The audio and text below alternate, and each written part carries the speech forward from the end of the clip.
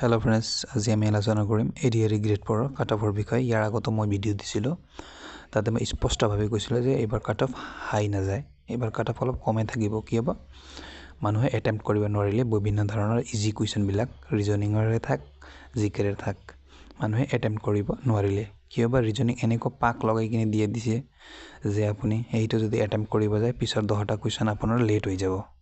এটা বৰ্ড মাছৰ কুৱেশ্যনবিলাক যদি আপুনি 4টা অপশ্যন বহাই কিনে চাইব লাগিব, তাৰপিছতহে এনচাৰ ওলাব। 4টা কুৱেশ্যনৰ 4 মিনিট।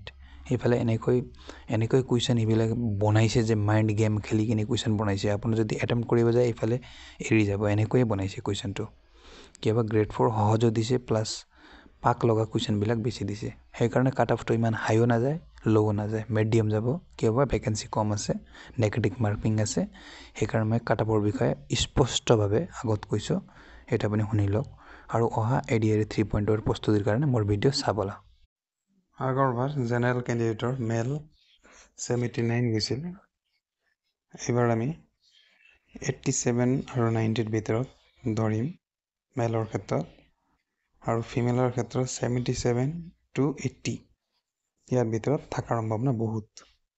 আৰু 8th লেভেলৰ যিটো পেপাৰ 2 আছিল মেলৰ ক্ষেত্ৰত 83 পৰা 90 ধৰি মানি চলিব পাৰি, আৰু ফিমেলৰ ক্ষেত্ৰত 8 লেভেলৰ 70 পৰা 74 মানি চলিব পাৰি। ইয়াৰ ভিতৰতে কাট অফ থাকিব 100%, ইয়াতকৈ আগত নাযায়। SC মেল কেণ্ডিডেটৰ 10th লেভেলৰ যিটো এক্সাম আছিল তাত কাট অফ আমি কল্পনা কৰিছোঁ যে 80 আৰু 85ৰ ভিতৰত থকাৰ সম্ভাৱনা আছে। আৰু SC ফিমেলৰ ক্ষেত্ৰত 10th লেভেল 73 পৰা 77 ধৰি মানি চলিব পাৰে।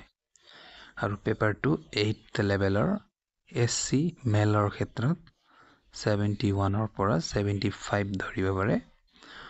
আৰু SC ফিমেলৰ ক্ষেত্ৰত পেপাৰ 2 63 পৰা 67 মানি চলিব পাৰে। এতিয়া ST P মেল কেণ্ডিডেটৰ 10th লেভেলৰ যিসকলে 82 পৰা 87ৰ ভিতৰত যদি মাৰ্ক থাকে তেন্তে আপুনি ছেফভাৱে চলিব পাৰিব। আৰু 10th লেভেলৰ ফিমেলৰ ক্ষেত্ৰত ST Pৰ 71 পৰা যদি 75 ইয়াৰ ভিতৰত থাকিলে ছেফ স্ক'ৰ বুলি ধৰিব পাৰিব। আৰু পেপাৰ 2 8th লেভেলৰ ST P মেলৰ ক্ষেত্ৰত 70 পৰা 74 ভিতৰত থাকিলে ভাল স্ক'ৰ। আৰু ST P ফিমেলৰ ক্ষেত্ৰত পেপাৰ 2 8th লেভেলৰ 62 পৰা 64 এটা ভাল স্ক'ৰ। ইয়াৰ ভিতৰত থাকিলে আপুনি কোৱালিফাই হোৱা 99% চান্স ৰৈ যাব।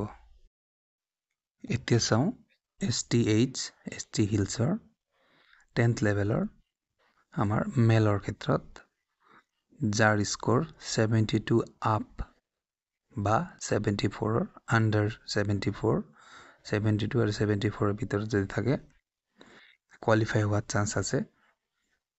আৰু 8th লেভেলৰ পেপাৰ 2ত ST হিলছৰ 70 পৰা 73 যদি থাকে কোৱালিফাই হোৱাৰ চান্স ৰৈ যায়। আৰু ফিমেলৰ ক্ষেত্ৰত 5 মাৰ্ক আপুনি মাইনাছ কৰি চলিব, এইটোহে হ'ব ফিমেলৰ কাট অফটো।